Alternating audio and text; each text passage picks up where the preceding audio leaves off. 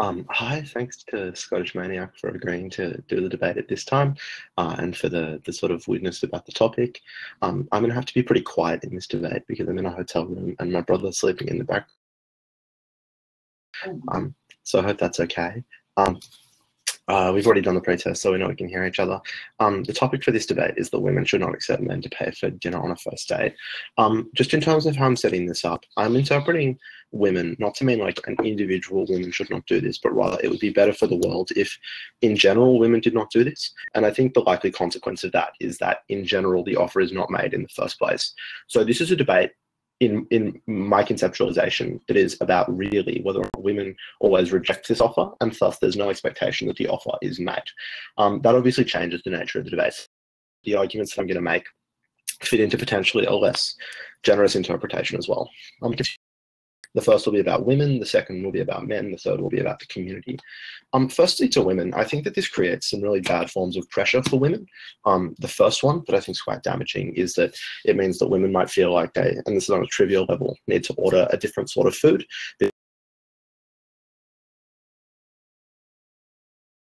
And I think that's pretty regrettable. I know that won't happen all the time, but I think for a lot of people, they'd be self-conscious about, even if they really wanted something in particular, getting a really expensive meal because they're not the ones footing the bill. And they certainly, in a highly charged, tense environment like a first date, would not necessarily want to be perceived to be doing that. The second form of pressure, though, is I think that if a woman, particularly a younger woman, is taken to a restaurant by a wealthier person, I think that there's the very real risk that that carries with it the connotation that other things are expected of that woman. For instance, sex in the worst case, or in the best case, the pretenses of a second date, even when that might not be something that either party, the woman necessarily wants. I think that's pretty bad, in the sense that she is doing something that she otherwise wouldn't necessarily want to do, because it's kind of hard to back out of paying for the meal when, like, you go to an expensive restaurant, you get wined and dined there, you have a couple of drinks and stuff like that. It's difficult to pull back from that, and that means that you might feel pressured to go on another date that you don't want to. I agree that won't happen for every woman, but I think it will for some. So I'll pass the mic on to you to hear sort of responses and stuff. Okay. A few observations about the resolution first. The resolution is a operative statement. It's attempting to make a rule for what women should or should not do. I think my opponent and I are pretty clear on that one. Now, my job as the con is not to say that all women must let men pay, but rather that letting men pay is one of many valid options. So that's what my case is going to be focusing on proving today. So to help illustrate what I'm about, I'm going to be using a value. My value is courtship. Oxford English Dictionary defines courtship as behavior designed to persuade someone to marry a romantic relationship. In other words, it's the process of wooing a romantic prospect. And sometimes we do this with words, sometimes with gifts. You get the picture. So my criterion, a way in which we can achieve this value of courtship, is kindness.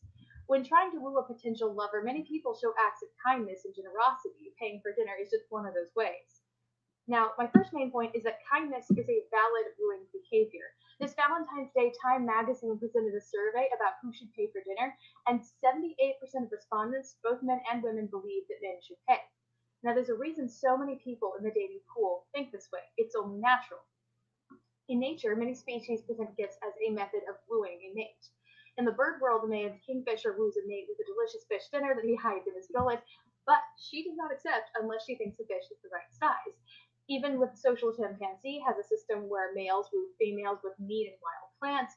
Female chimps do not often give their mate what he wants right away and require long-term care and attention before they give permission.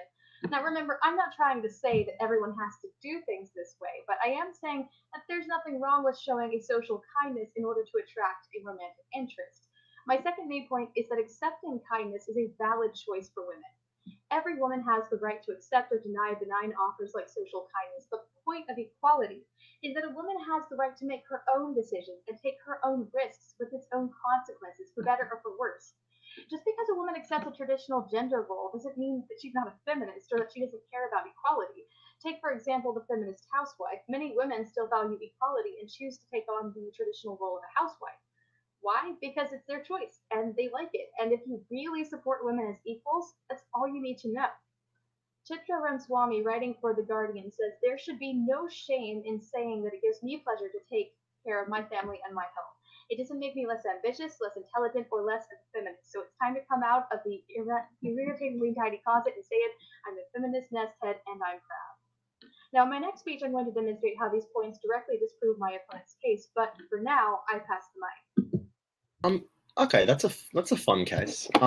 So I think first thought that I have is that my interpretation of the motion primarily concerns, I guess, what you'd call in economics the externality of acceptance. That is to say, if all women decided not to accept men paying for dinner on the first date, then that means that the sort of like natural tradition of that occurring would go away. And that means that men would obviously be able to show kindness in sort of other aspects and stuff like that. But it's not necessarily enough to say that this is something that women should be allowed to do, but shouldn't always do, because the consequence is that it creates the expectation when some women accept it that other women are going to be offered this in the first instance, which means that we need to assess this more on the level of the way that it affects the whole community and not necessarily just in terms of the way that it affects the people who choose to do it. I now just want to get into rebutting that point directly.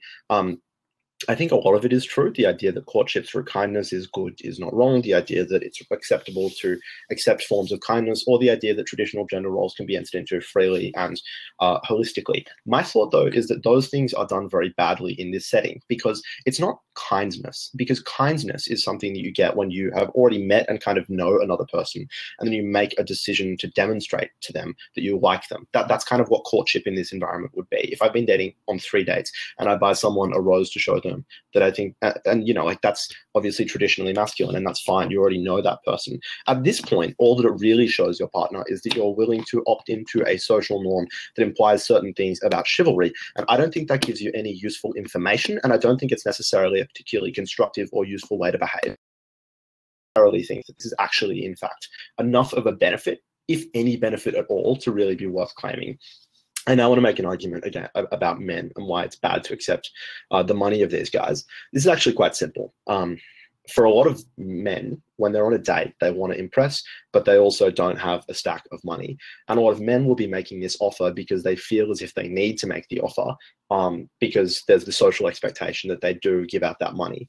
But they can't really afford to. It might be their week's spending money. It might put them into a, like it might mean that they're not able to spend on other essentials for that period, or it might make their lives substantially less comfortable. And I bet a lot of men are praying that you do agree to split the check, but are unwilling to admit that to themselves because they've got beliefs about their own masculinity, or because they're afraid that the woman is going to think that they're cheap. I think that women should be cognizant of the fact that a large number of men, particularly men who don't have that much money, like incidentally myself, are going to realistically feel coerced by this social expectation and have pity on them, frankly, and after they've made the polite offer, refuse that offer and save them a fair bit of cash. Okay, so I want to go down the 2 main points that my opponent has given for his own case so far and show via my own points in my case how it just doesn't work. So his first point is that women should not accept when men offer to pay for dinner because he's concerned about the pressures women may feel. And to that, I'd like to refer everyone to my second main point, that a woman accepting dinner as payment, accepting payment for dinner, that's a valid choice for her. See, it doesn't really matter how concerned you are for women. Women are your equals. They have the individual agency and the individual right to make their own choices, to take their own risks. If a woman wants to have a man pay for her dinner, she can do it. She is an adult. She can take on the risks, and it's her responsibility. The fact women should be limited for doing something for their own good is literally the excuse that kept us from voting, that kept us from working, that kept us from being fully actualized human beings. So honestly, the problem with my opponent's first point is paternalism, plain and simple, and that's harmful not just to women, but to the entire community. Now, his second point that he made was about men. He said men felt pressured. Well, there's a simple solution to that that doesn't involve taking away women's agency.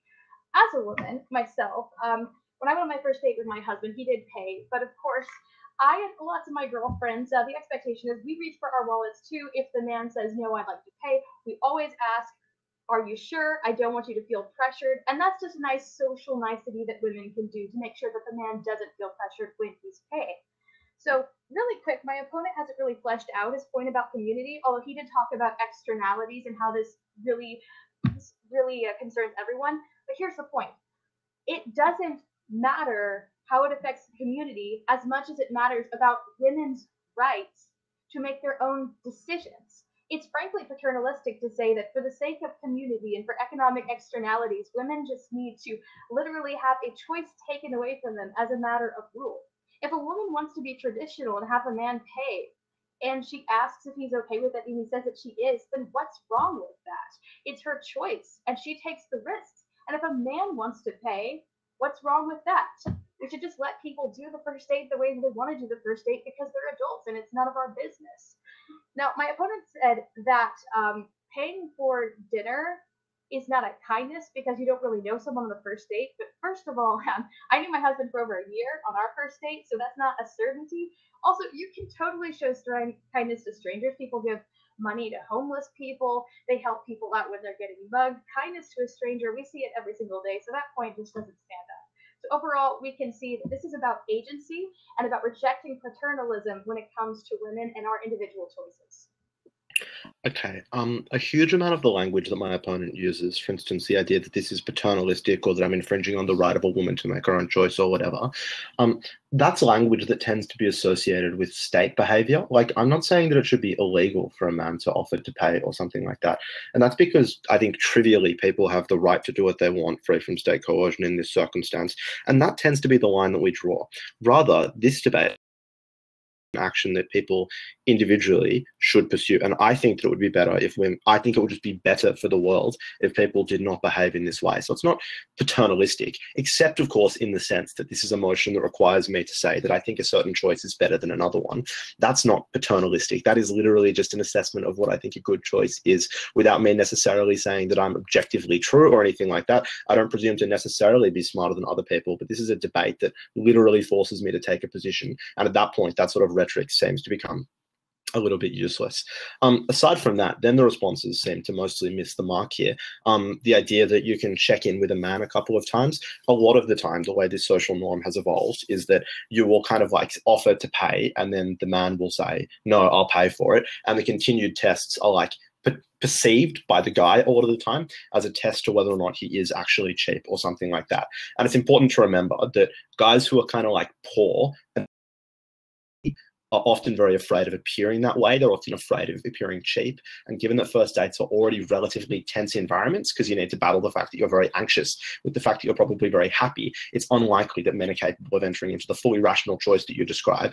Given that you could potentially like fuck up their spending patterns for a week, it just seems more rational that you shouldn't take that risk and assume that like you playing a very common cat and mouse game that is commonly parodied in film and stuff like that would be effective. Then as to your point about women, so you say like, oh, it's fine for women to assume their own risks and stuff like that.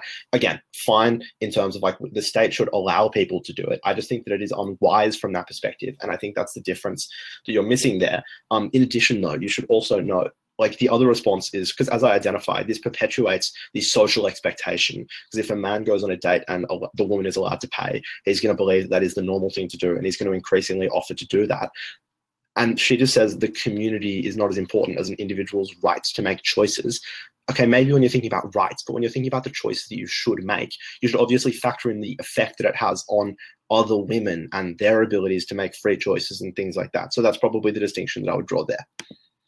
Okay, so really the issue that I see emerging in this round, honestly, is paternalism. And we have to get straight down to this issue here.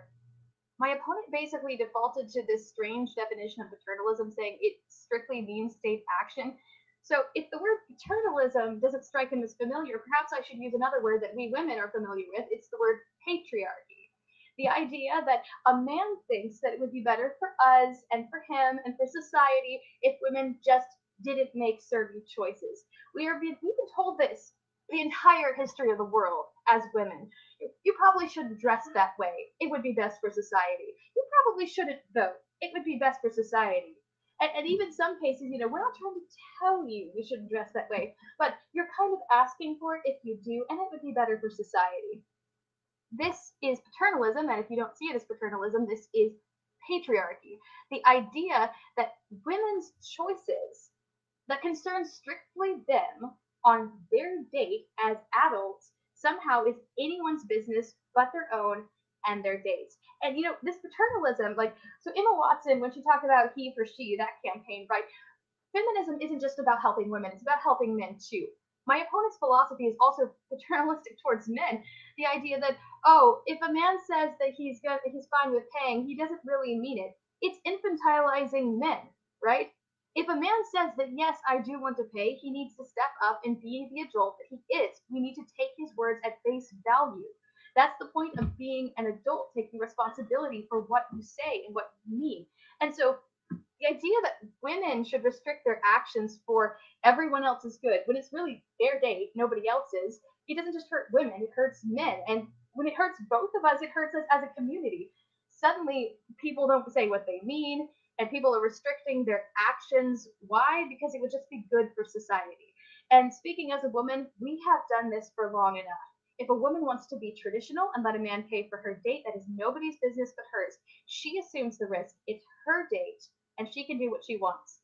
And quite frankly, if a woman wants to have a gesture of kindness, which my opponent, interestingly enough, he actually didn't really address the fact that you can be kind towards people you've just met. So the fact of the matter is, if a woman wants to accept a traditional courtship gesture of wooing, of kindness, as is completely common in nature, it's not our business. And yes, the individual's rights does trump the rights of the community.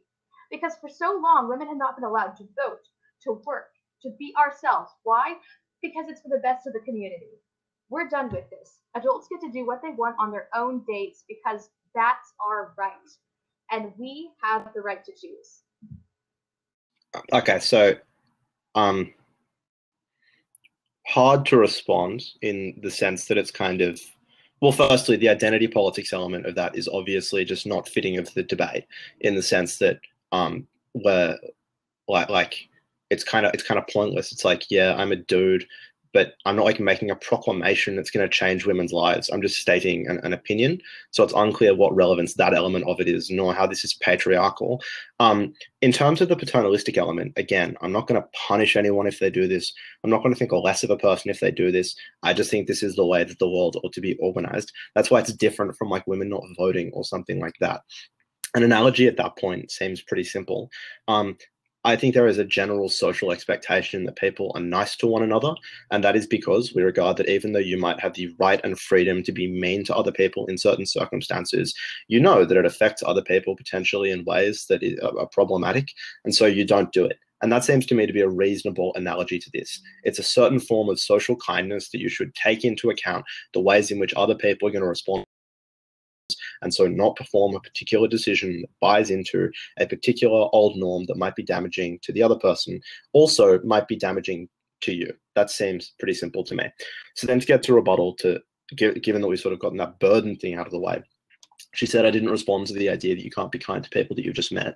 Well, you can, but you can do it in ways that aren't sheltered by expectations. Like, that's the problem that I identify. It's not an effective form of kindness because it's just a socially constructed expectation. Everyone knows that it's a thing that men are like semi-expected to do. So when you do it, it's not an indication that you think anything of them in a real or meaningful way. It's just an expectation that you're willing to perform certain gendered roles as expected. It doesn't really get you anywhere from a courtship perspective. It doesn't really show anything about you as a person that's particularly constructive or useful.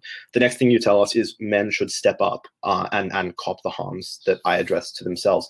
Really think about that. It's like, it is quite embarrassing. First dates are really nerve-wracking. You're expecting a guy who doesn't earn a lot of money to go, sorry, I can't afford to date you. I don't have enough money. When that's a deeply embarrassing thing about people. Like, yes, maybe in like a legal sense, they should sometimes be expected to do that. But I think that women should be a bit merciful here and spare dudes the huge amount of embarrassment from that. And I think it's important to note also that this creates some kinds of gendered expectations, that a lot of the time men use the fact that they've paid for dinner as an excuse for when they subsequently harass a woman after the fact because they feel as if they're owed something in that quid pro quo. And you can't always know that. That's the thing that I told you about in the start of this speech. And what that means is that it is in general unwise for women to allow that degree of like mutual reliance to arise in the first instance because it's protective for them. Okay. So obviously we need to go over paternalism again because it is one of the round's biggest issues. But there was something my opponent said in his last speech that honestly it has to be addressed right now. The idea of a quid pro quo, right? That a woman could be endangered because a man might get the wrong idea and think that he's owed sex because he took her on a date. Let me make myself perfectly clear. If a man thinks that he deserves sex for paying for a woman's dinner, he should have picked up a woman who was working a corner, because no woman owes a man anything. And if he gets the wrong idea, it's not her problem, it's his problem. We have this horrible message for women. Like, my opponent also said that we should spare men the embarrassment of being honest about their financial situation. Well, guess what? If a man is an adult, he needs to be honest about his financial situation, because this is a consideration that his date might want to take into account.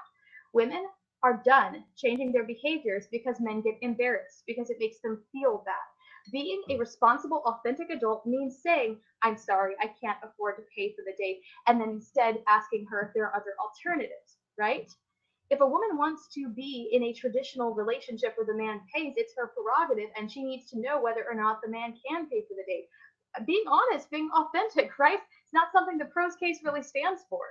So again, let's get down to that whole paternalism idea, right? So my opponent has the woman, the man, and the community. And the whole message is, he's not standing for any laws, right? So it couldn't possibly be paternalistic, but it can be.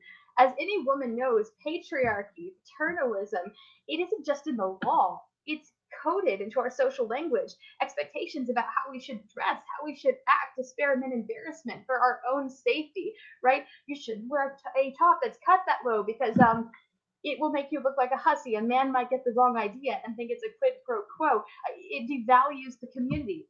That's not the point. Women are equal individuals with men. Our feelings matter just as much as men. Our priorities matter just as much as men. So quite frankly, if a woman wants to say yes to a date, it's not our fault if a man doesn't have the guts to be honest about his financial situation. That man is an adult. He is responsible for his own choices. And if he is going to lie about his financial situation, it's not on the woman who's on the date, okay? She's not responsible for his lies. That's a horrible burden to put on women. So first of all, this is paternalistic. And remember, paternalism isn't just about the state. It seeps into our society, into our social expectations. It's not fair to ask women to change our behavior for men's feelings, for our own good, and for the community. If two consenting people want to conduct a date a certain way as adults, then we should let them. It's none of our business. I think the first observation that I'd make is I kind of have at the end of this debate if women should to allow the men, because near infinite range of alternatives in terms of the ways that men are able to show kindness to a woman during or after the date, for instance, by being kind in conversation or in behavior. And that's the only benefit that she describes, which means that really any sort of potential harm to that knocks it over. Let's then canvass the ones she gave.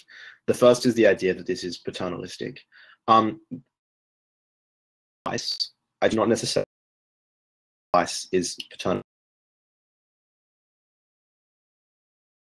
If it was decided by some other woman that I was wrong, I would impose no penalty on her. That would be the point at which it would become the thing that she is describing. Up till now, I'm not going to do anything, think less of a person, create a social expectation. So it's unclear what the harm there is.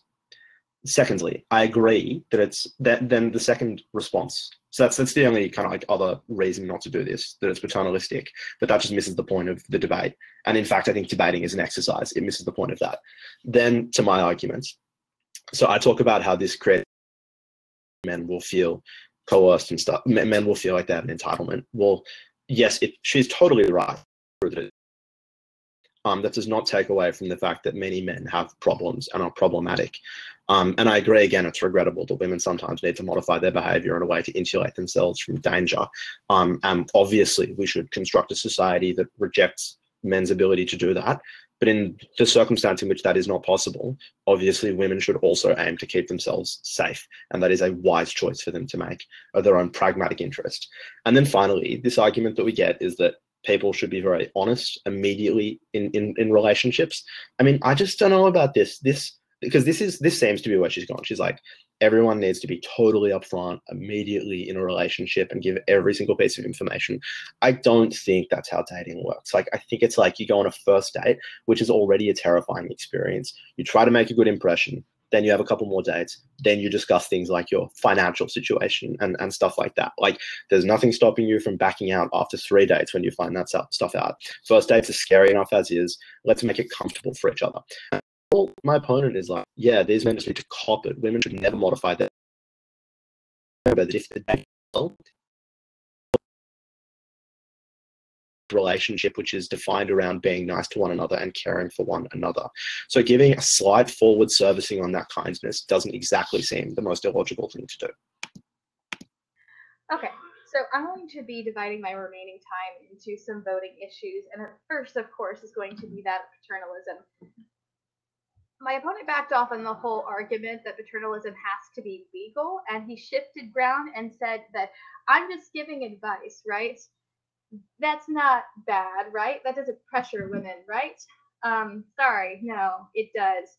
Because women know this very, very well, that men giving advice for our own good about, what we should wear, how we should keep ourselves safe, how we should modify how we dress, just basically we need to carry men's feelings on our back, right? But they're just giving advice, right? No, because when half the population is just giving advice, it does create an immense social pressure that is harmful to women. And it gets in the way of them being treated like an actual adult. And that's what's wrong with paternalism. Treating women, real people, as if they need to restrict their behavior so that men's feelings don't get hurt. Quite frankly, if a man lies about his financial situation on the first date, that is his problem, and a woman is free to accept any offer that he makes on face value. Again, it's not her problem. And this really leads us into our second main point, and that is the insane double standard, the double burden put on women, right?